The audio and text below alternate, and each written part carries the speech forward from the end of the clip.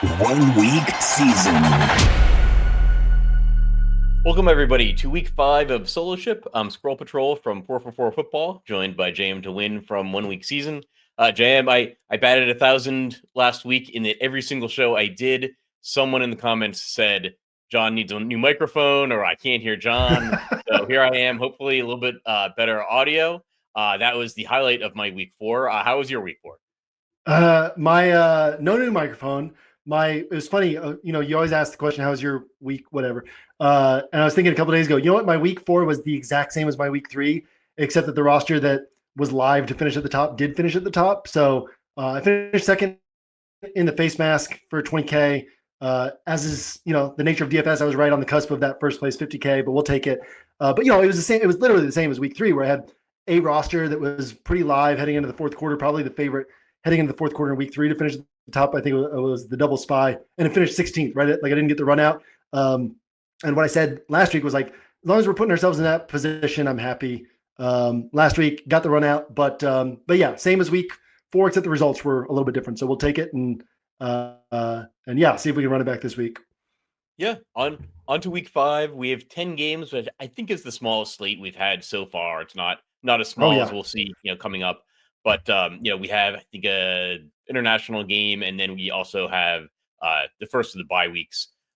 So yeah, 10 games. I think the story of the slate, the slate overview that I see is kind of an interconnected story of, we have the injuries just piling up, particularly at the running back situation. A bunch of injuries are like kind of came about after pricing was set.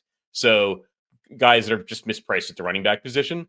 The issue is that the two guys we'd like to spend up for are Christian McCaffrey and Puka Nacua. They both played last night, so they're not on the main slate. So like building rosters, you do tend to get into position of like, what are we going to do with all this salary, right? If I'm playing Rico Dowdle and Rashaad White, like what do I do with all this salary? So it raises some question marks about like how valuable are these backup running backs or mispriced running backs? And then, how many of them we want to put into our roster? And then how do we choose between them? So, but yeah, I'll just throw it to you. Like, what is your slate overview? What jumps out at you on this slate? Yeah, I mean, I think you summed that up perfectly because it was like a few years ago where wide receivers were popping off, right? And it's PPR scoring wide receivers were popping off. And I remember Big T started building some rosters that were like just sub 5K running backs who didn't even have like big roles, just like pass catching running back who can score 12 to 14 points. And then like he would be able to fit in like 3 of these high priced wide receivers, right? And now this week we've got Michael Carter, I think, ranks below the Rico Dowdle news came out this morning, like as I was already doing podcasts, but it's like, I think Rico Dowdle's the top option, then Rashaad White, then Michael Carter in that order.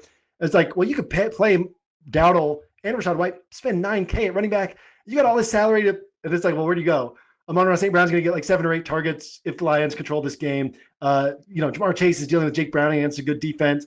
JSN, he's a good play, but like, he doesn't pop the way that like a Puka Nacua or something like that does. So yeah, I think it's a very interesting week. And then on top of that, the other thing I see with this week, right, that's really unique is the Justin Fields situation where he's so obviously like the highest upside quarterback play on the slate, but they're very clear paths to failure. So then you say, if he fails, who do we go to instead? Who hits? And it's like, nobody, like you look around and you're like, yeah, like there's options, but like nobody that's high confidence. And we could have a week where it's like we get a bunch of 18 to 22 point scores at quarterback and we're all overthinking this and it doesn't actually matter. So yeah, it's every week's unique, but this one is really unique with the cheap running back dynamic, who I think like Rashaad White's a solid play. I think Rico Dowdle's probably a really good play.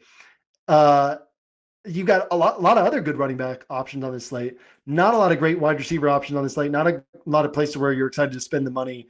Quarterback situation that's like Fields could put up 30 or he could put up 12. He's going to be super popular. If he puts up 12, what's winning? Maybe nothing. So yeah, it's a very interesting week. Yeah. So actually we'll touch on Justin Fields and then get back to trying to sort through these backup running backs or mispriced running backs. Yeah, Justin Fields, I think, is going to be the most popular quarterback. We just watched him on Monday night, tear off a long touchdown run, which for these rushing quarterbacks, right, just breaks the slate. He's 7,700 on FanDuel, 5,600 on DraftKings, playing a poor Dallas defense, bottom 5 in yards points, whatever you want to look at in terms of defensive. Literally everything. Yeah. Yeah, doesn't have a good defense. But I will say, there are paths to pretty bad failure here. Justin Fields, he's 3 games, so he missed week 3, but he's played 3 games this season, 48 rushing yards with 2 touchdowns, 49 rushing yards in week 2, and then 81 rushing yards and a touchdown in week 4. That week 2, where he had 49 rushing yards, he had 4.9 DraftKings points, right? Like he had, I think, 27 passing yards and 1 fumble lost. So it basically canceled each other out. So like he can put up a score of less than 5, even if he's getting 49 rushing yards. That's something to consider. So I looked up like his DraftKings odds of getting a touchdown at about plus 115. So it's about a 40% chance, 45% chance he gets a rushing touchdown. If he doesn't get the rushing touchdown, the chances we want him on our rosters are just not that high. But then again, still a 40% chance, right? So should he be 40% owned? Almost certainly not. But he should certainly see ownership. It's going to be one of those situations where I'm probably going to have him as one of my higher owned quarterbacks. I think he's great for single entry.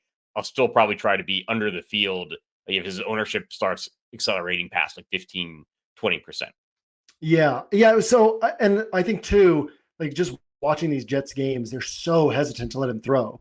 And then the Cowboys, are on the road. So it's a different scenario. And the Cowboys have been tremendous on offense, but they're very conservative, right? Like they're running the ball. So I just see this scenario where it's like the Cowboys are up by 7 points, 10 points. And they're like, oh, well, let's just take 7 minutes off the clock. If we score a touchdown, great. If we score a field goal, that's fine too. And then like turn it back over to the Jets, and the Jets are like, well, we're close enough that we don't need to start throwing the ball yet. And they just keep this run game going. And it's like there could be a scenario where the Cowboys never get so far ahead that the Jets are forced to pass, and the Cowboys never get aggressive because they're in control the whole game. And we end up with like a 20-10 game. It's like the matchup's great, but that only matters if the aggressiveness is there. And I could definitely see a scenario where the aggressiveness just isn't there based on what these teams have been playing. So, you want to swing back over to the running backs first, or talk about other quarterbacks that you're looking at, or where do you want to go next on this? Yeah, we'll swing back to the running backs. I'll just add another comment that the Cowboys are favored in this game on the road, right? So we just chuckled at their defense. Well, the Jets are home underdogs to that poor Dallas defense. So that should be a consideration. And the total is 47.5. It's not like blowing us out of the water. So another strike against Justin Fields right before he rushes for 100 yards and 2 touchdowns. But let's we kind of opened the show talking about the running backs. Guys I've got on the list. I'm probably missing someone. But Bucky Irving out. That's going to boost Rashaad White with a question mark about how much Sean Tucker might play. My guess is mostly Rashaad White. We've got Braylon Allen out. That came out after pricing was set on DraftKings on Monday night. So, that probably gives a little bit of a boost to Breece Hall, who's probably in a good spot anyway against that Dallas defense. Chuba Hubbard now officially out. Now that's going to give like a $4,200, $4,300 Rico Dowdle, probably the lion's share of the work for the Panthers. Trey Benson surprisingly out on IR, and so that's going to boost Michael Carter, or is it Amari DiMarcardo?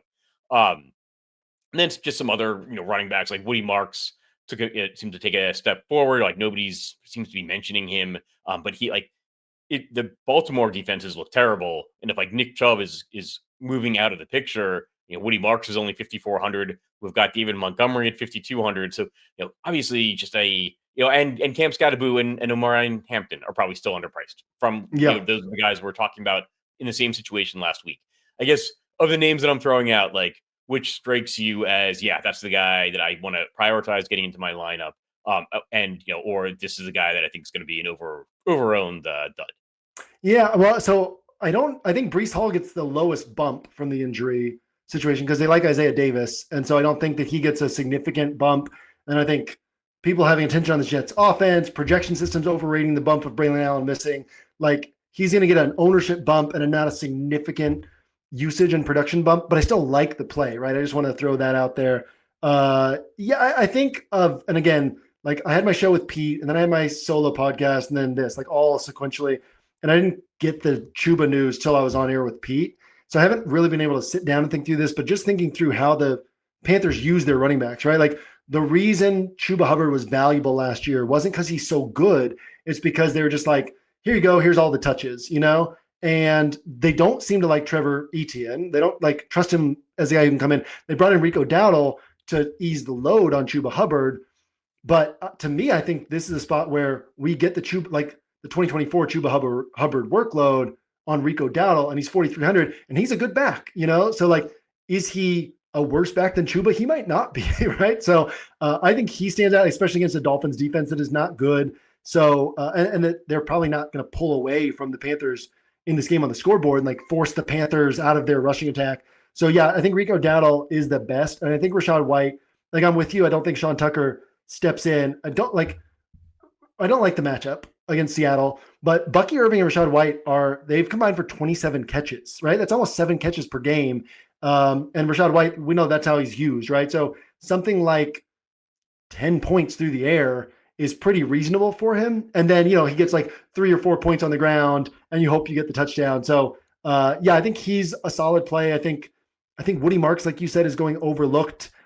It's tough because you've got like a Rico Dowdle who we think might get 90% of the snaps at 4,300, Woody Marks who might get like 60 to 65% at 5,400, but that doesn't necessarily translate to the way the scoring works out, right?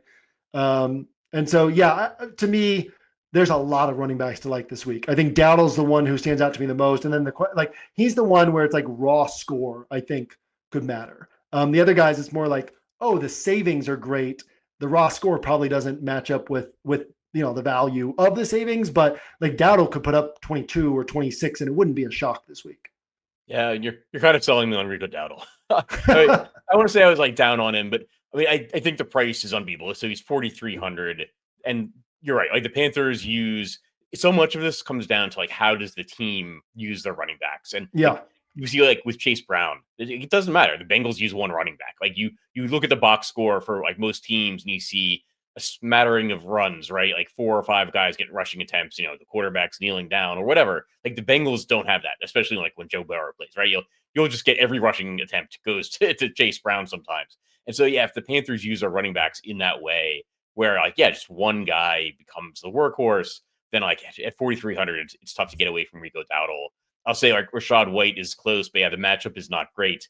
I noticed he has 50 receptions in all 3 of his NFL seasons, and that includes last year. Like, Bucky Irving started taking over, so he's always remaining there in the passing game. So that's a boost to him on DraftKings.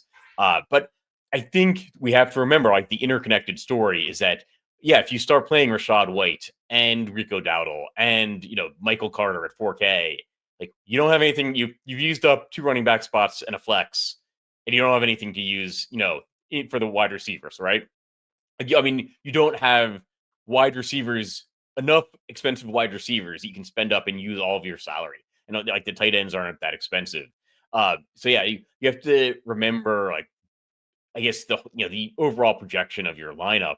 I'm probably on multi-entry. I'm going to be probably like just rotating through like one cheap running back per lineup. If somebody makes sense in that lineup, like if I'm playing, Jalen Waddle, maybe Rico Dowdle makes sense.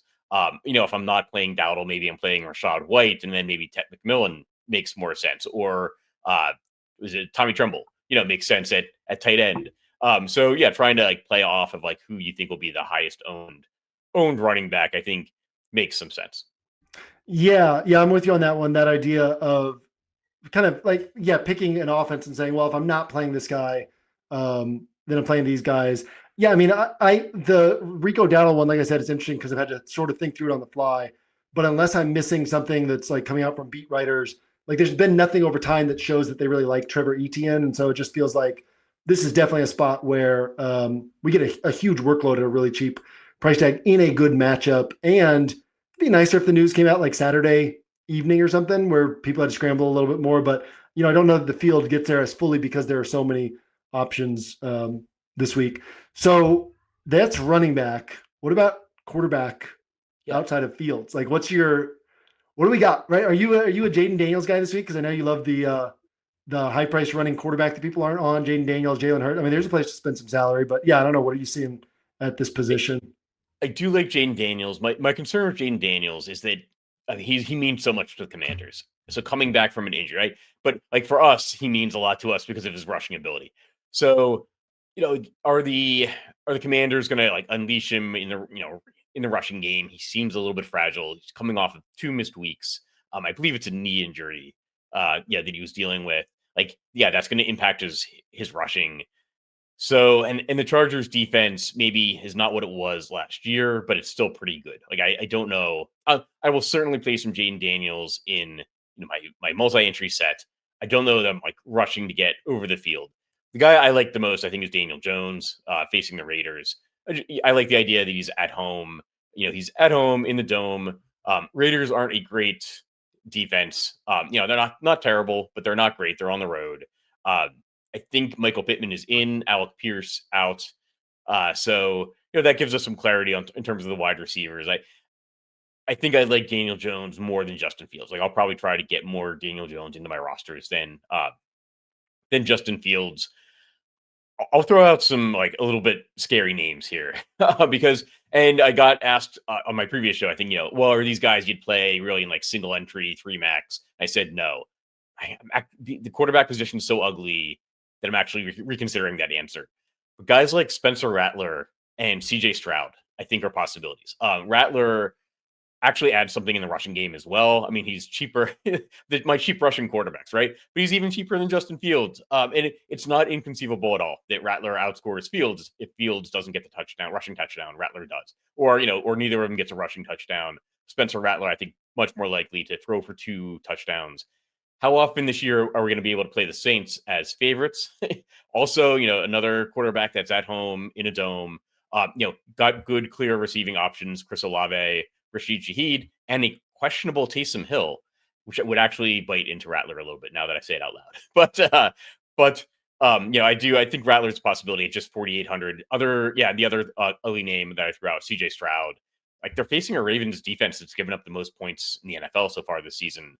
It seems crazy, right? But, he's only 5,200. We wouldn't have had as much hesitation, I think, before the season. Playing a $5,200 CJ Stroud against the defense giving up the most points in the NFL. Got a clear stacking partner in Nico Collins. If Collins is breaking off a long touchdown or 2, why can't he bring CJ Stroud along with him at 5,200?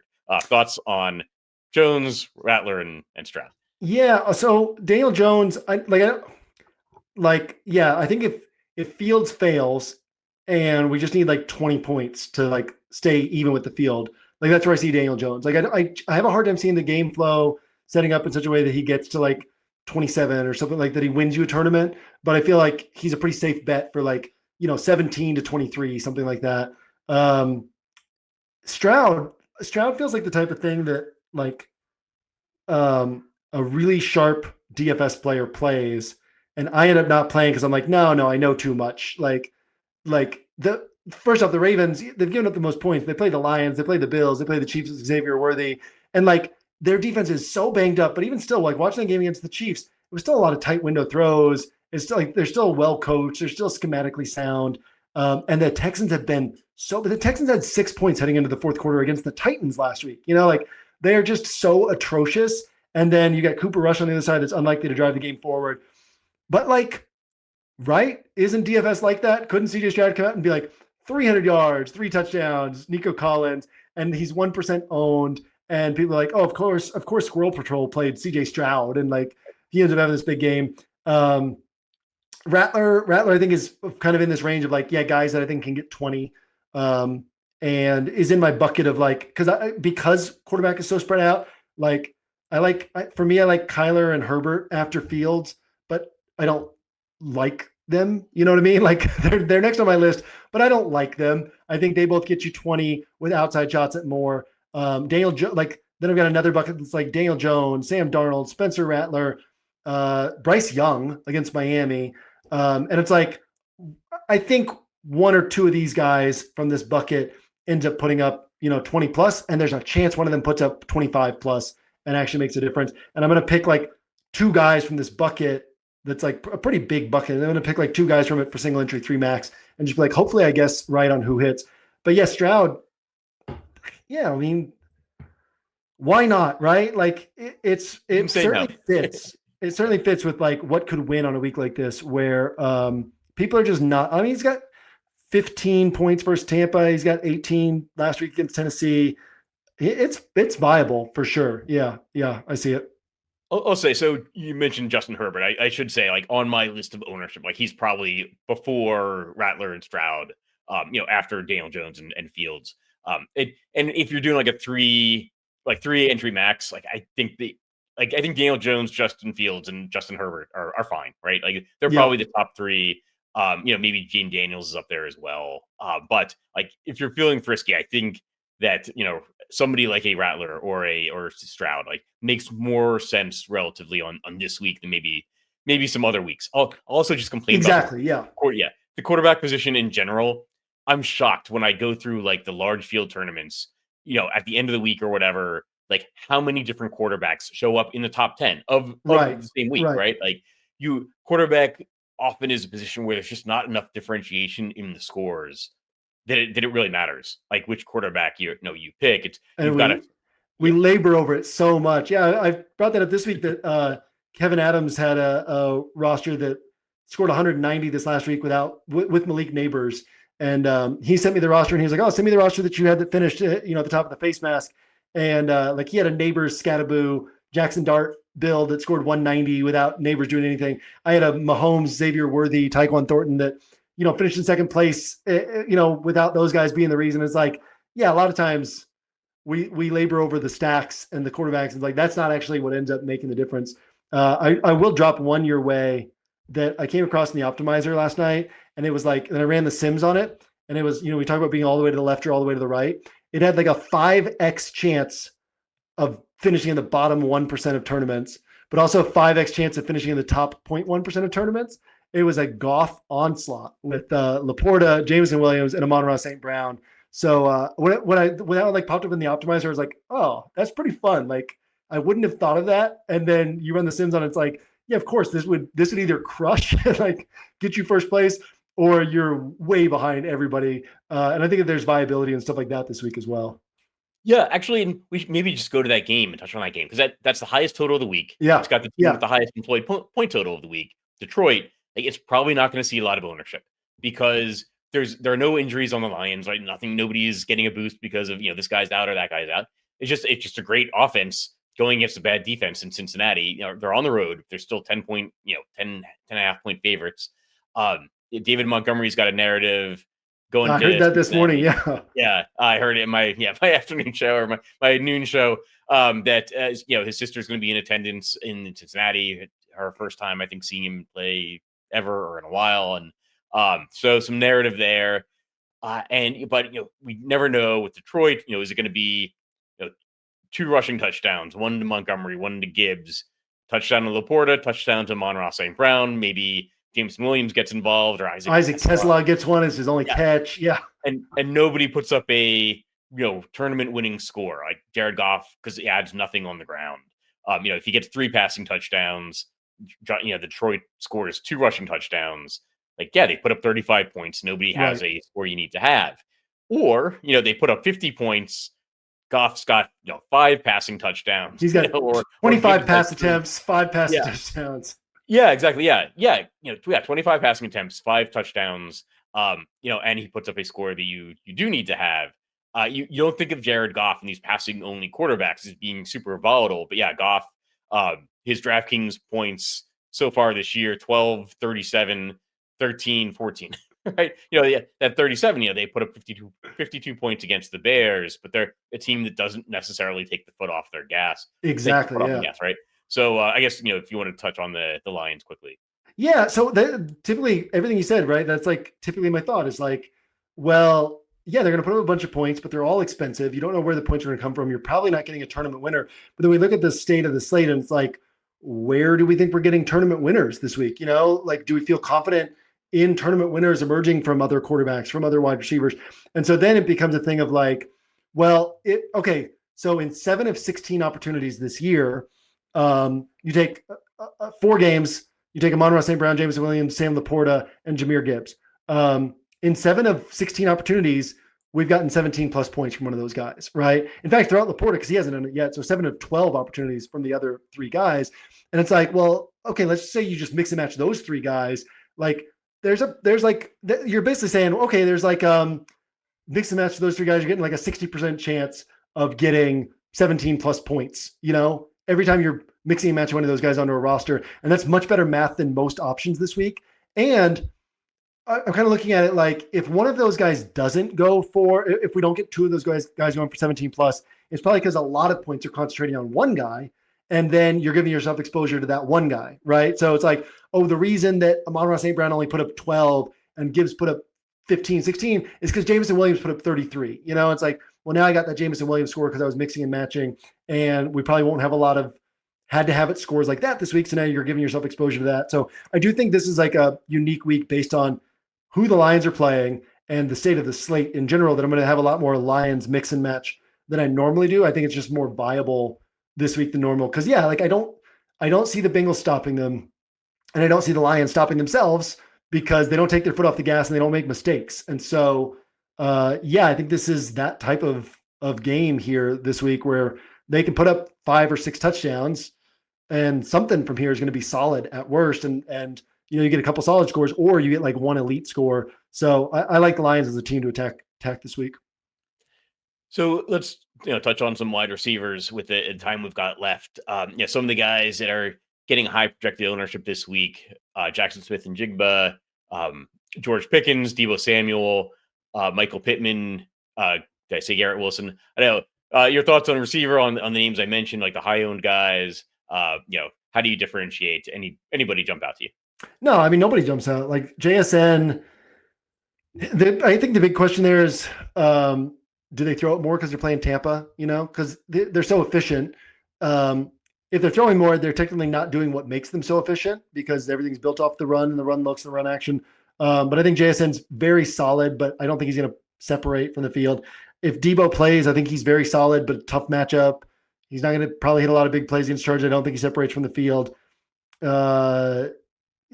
else do we say? Jalen Waddle, Chris Olave. These guys are popping. Like, I don't think either of them puts up like a 25-point game. It's kind of how I feel a bit like across the board about these popular pass catchers. George Pickens, again, we don't expect heavy passing volume unless the scoring is snowballing. So it's harder to see George Pickens putting up a tournament at 6,600, like JSN 7,100. It's harder to see him putting up a tournament winner without the Jets also doing something. So like Pickens as a one-off doesn't make a ton of sense to me. It makes sense to me in those stacks. I think it's a weird week where probably lots of like 3x salary multipliers from popular wide receivers, maybe 3.5x, maybe one or two guys goes out to 4x, but I don't think you're getting like a lot of separator scores. And nobody that you mentioned is somebody that I'm like, oh yeah, this guy stands out. I really want to play him. So what about you? You got anybody from that list or elsewhere that you're like, yeah, here's my guy this week? I think number one's got to be Jackson Smith and Jigba. I think that if somebody's going to put up a really good score without hitting a touchdown, it's going to be JSN. I in my head, I think of him as Puka Jr. And so with no Puka, I think he's only 7,100. If he's able to get like 9 receptions, 90 yards, and that's not with not counting a touchdown, like that's still enough to put up something that pays off $7,100 price tag. I think on this week. You mentioned Deebo, and I think Deebo is actually intriguing because Terry McLaurin's out, Noah Brown is out. It reminds me, actually, my highlight before the new microphone this week was on Sunday. Somebody pressed me in the chat for like a really off the radar play at each position, and I said Luke McCaffrey for wide receiver, and McCaffrey went out and got a touchdown. But like if Deebo misses, then we do have to keep in mind like we might get some very cheap Commanders wide receivers with Jaden Daniels back now, and I think that's something significant. But I like Deebo. I think he's in a good spot. Let's see. I'm trying to think. Oh, should we like sort through the Chargers wide receivers? They're all priced $100 right after. Like Quentin Johnston's I think 5,700, Keenan Allen 5,600, Ladd McConkey 5,500. McConkey's really underpriced on FanDuel, so I love him over there. I might be getting my Quentin Johnston exposure on DraftKings. Keenan Allen kind of caught in the middle, which almost guarantees a huge game. What's your preference order, I guess, on the Chargers wideouts? Yeah, I mean, I've been hammering Quentin Johnston the last couple of weeks. I think he's the number one receiver on this offense this year, and I've been saying it right. Like I think people have been slow to adjust their priors because they're like Quentin Johnston sucks, and it's like, well, no, he doesn't actually anymore. Like things change over time. You talked last week, like when we brought it up, like, hey, sometimes wide receivers have year 3 breakouts. That used to be what was expected for wide receivers. So no, and I think like the matchup is tremendous. On the outside, Marshawn Lattimore's been getting cooked on downfield routes. So I really like Quentin Johnson. I think he's really underpriced. The field has finally caught up to it, and they're like, oh yeah, like let's play him at high ownership. And this is kind of the first week where I'm also like, there's going to be a week where the Chargers say, hey, Ladd McConkey's a big part of our offense. Let's emphasize him this week, right? And so, yeah, I do think Ladd is in play. I like QJ more, but this is a week where I'm going to force some Ladd exposure. I thought that I would last week, and then I ended up, like, every time I saw him on a roster, I was like, I just don't like it. Like, get QJ instead. But this week I'm kind of starting to lean toward, like, yeah, I could definitely see this being the week where they're like, hey, we got to get Ladd going. Let's give him some targets. So, and then, Keenan Allen, he's not going to pile up a ton of targets more than likely, and he needs a ton of targets at this point in his career to hit. So, he can get a touchdown and put up a solid score, but that's not kind of how I'm playing this one. Yeah, I'll note for the receiving yardage props, I think this is the first week that Quentin Johnson actually is leading the Chargers wide receivers, and it's by 7 yards over Ladd McConkey. So starting to see some separation there. Just one more wide receiver I'll throw out. You don't even need to comment, but Nico Collins, we're talking about having the salary and not knowing what to spend it on. He's up there as the 5th most expensive wide receiver, again facing a Ravens defense with some possible holes.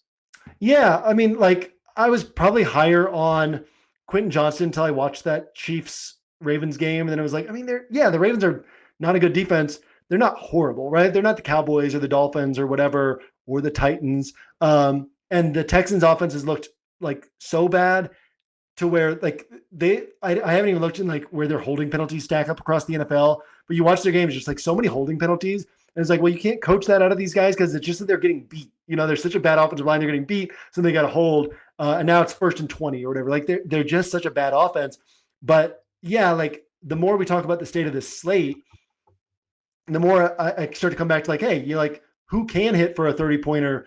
Nico's on that list, and if he's on that list, he's worth paying attention to, especially because if he misses, it's still going to be like, I mean, you said that about JSN. If he gets 18 points, like, that's pretty good at his price tag. Like, Nico's still going to get in that range, even if he misses. So, yeah, I like the Nico play. I don't love it, but that's kind of the state of the wide receiver position for me in general this week. Is things I like, but nothing I really love. Any final thoughts on the week? Man, my final thoughts, I'll tell you, I'm going to be taking this up to like Sunday morning on making final decisions. It's a weird slate, but I think we've got a good feel for what makes it weird, at least, and what we need to be making decisions on. And that's a huge part of the puzzle, is at least understanding what we're working with and what we're trying to outmaneuver. So yeah, I'll just keep drilling in, and should be a fun weekend this week. Yeah. All right. Good luck to everybody this weekend. I hope to see you at the top of the leaderboards, and we'll catch you all next week.